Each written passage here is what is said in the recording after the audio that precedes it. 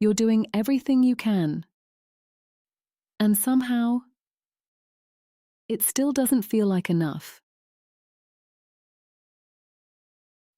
Not because something is obviously going wrong. Not because everything is falling apart. But because something inside you keeps checking. Did I miss something? Could I have done that better? Why does this feel harder than it should? And that checking can happen anywhere. In the kitchen. In the car. After a conversation. While you're replying to a message. When the day is nearly done and you finally sit down. It is not always dramatic. Sometimes it is just that slight inner feeling that you should be doing more or doing it better or being different somehow. I once worked with a woman. Let's call her Sarah. She told me about a moment that stayed with her far longer than it should have. She had done everything that needed to be done. Everything was in place. Everything was fine. And she was standing there, just for a second, with nothing urgent left to do. And instead of feeling relief, she felt something else. A quiet discomfort. Not panic. Not stress exactly. Just a sense that something was not settled. Like she had forgotten something. Like something wasn't quite right. And then the thought came in. Soft. But sharp. I should be doing more. And in that moment, it didn't feel like a full day. It felt like something about her wasn't enough. That is what makes this feeling so painful. It does not stay attached to the task. It moves on to you. Not. There is still more to do. But I am still not enough. Maybe you've had a moment like that too. Not dramatic. Not obvious. But something small. That stayed with you. You move through your day. Working. Driving. At home. Out somewhere. And your mind keeps reviewing. What did I miss? What should I fix? What do I need to do better next time? And even when things are going okay, it still does not settle. Because the issue is not always the moment itself. It is the lens you are looking through. Then there are moments where you see someone else. She looks calm, certain, like she understands this, like it comes naturally to her. And something shifts inside you. You don't just notice her. You compare. Not only what she's doing, but who you think she is, compared to who you feel you are. And the thought forms. Quiet, but heavy. Why can't I be like that? Why does this feel harder for me? Why does she seem to carry it so easily? And then, if the thought stays long enough, it settles into something deeper. I don't think I'm enough. And for a moment, everything goes quiet. Not around you. Inside you. Just that thought. Sitting there. And because it feels familiar, it can also feel true. But if you felt that, please hear this carefully. That thought is not the truth. It is a conclusion your mind has created without including everything. You are measuring yourself without including your tiredness, without including your effort, without including how much you carry that nobody else sees, without including how many times you kept going when it would have been easier to give up, without including how much inner pressure you have been functioning under. And that matters more than you realize. Because when the mind measures you without including the weight you are carrying, of course the result feels harsh. Of course it feels like you are falling short.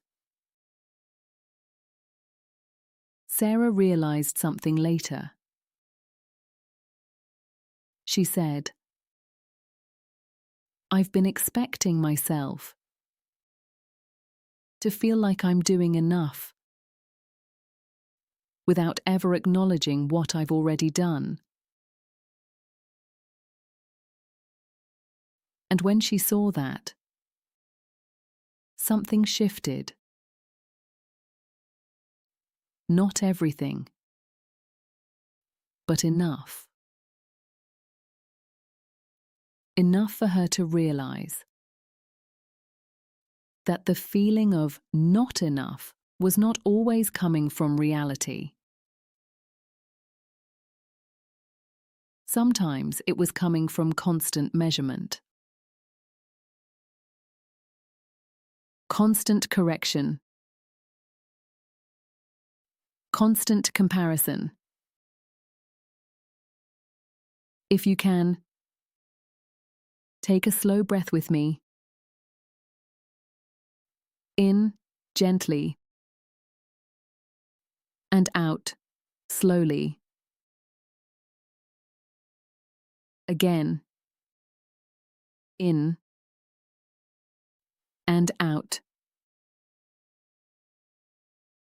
Let your shoulders soften. Just a little. You have been holding yourself to a very high standard, expecting yourself to get it right, to stay patient, to do more,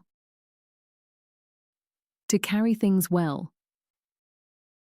even when you are tired. That is a lot. Especially if you have been expecting all of that, without giving yourself much compassion along the way. Because you are not meant to do this perfectly.